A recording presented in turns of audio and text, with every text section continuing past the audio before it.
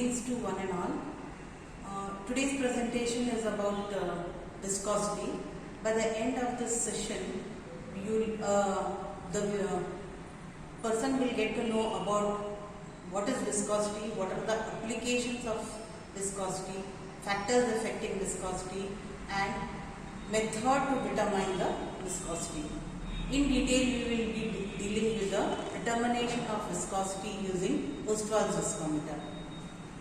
Now, definition of viscosity. What is viscosity? As we all know that rheology is a branch of science which deals with the flow of liquids. Viscosity is a property of a liquid which is an index of resistance of the liquid offered to flow. The unit for viscosity is poise, and poise is defined as the force required to produce the velocity of 1 centimeter per second for a liquid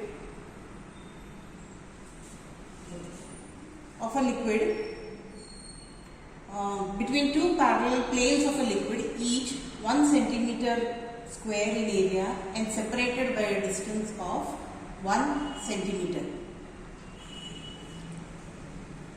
Various factors that affect viscosity are temperature. With the increase in temperature, the viscosity of the liquid is found to decrease. Presence of solutes also influence the viscosity of the liquids. Presence of polar solutes tend to increase the viscosity, whereas non-polar material tend to increase the viscosity. Branched compounds show an increase in viscosity as compared to unbranched compounds. The viscosity of the liquid is found to increase with the molecular weight of the liquid. So, getting to know about the significance of viscosity. Viscosity plays a very important role in our pharmaceutical industry as it influences the pharmaceutical processes such as mixing, drying, material handling, and so on.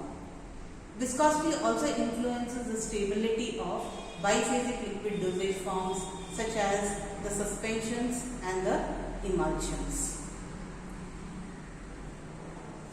One more significance of viscosity is the handling of the material, or it is regards to the patient handling of the dosage form. Viscosity influences the change in viscosity has an adverse effect on the handling of the material.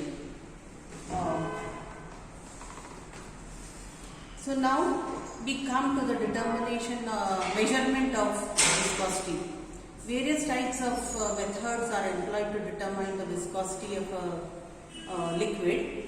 So broadly speaking, they are grouped into two, that is the single point viscometer and the multi-point viscometers. In single point viscometers, we have the Ostwald's viscometer and the falling sphere viscometer. In case of multi-point viscometers, we have the rotational viscometers. Under this, you have your cup and bob method.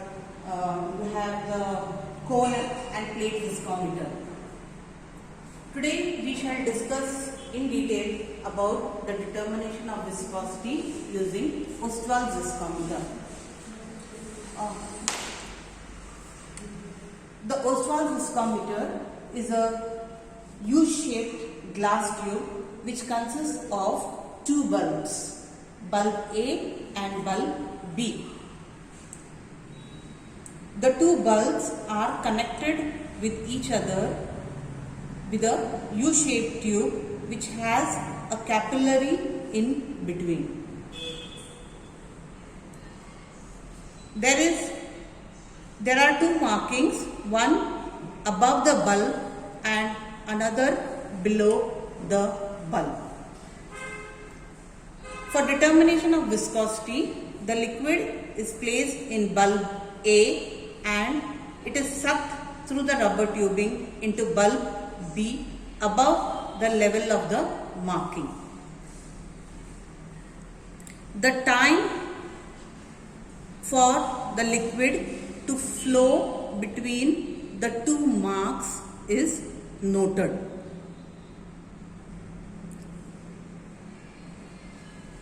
And the viscosity is determined using the formula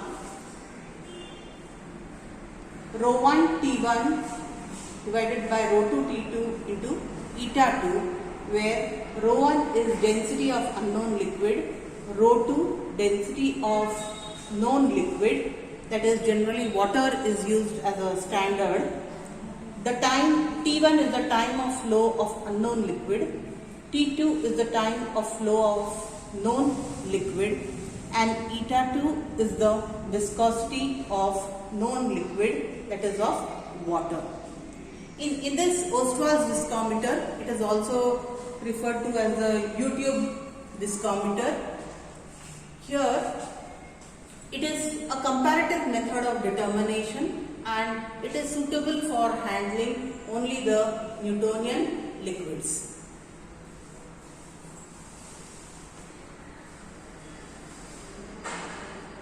The relative viscosity, that is, relative viscosity is the comparative viscosity of two liquids, which is eta 1 divided by 2, which is, this is a known liquid and this is a unknown liquid.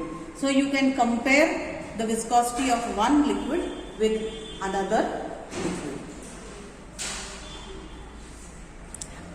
Thank you.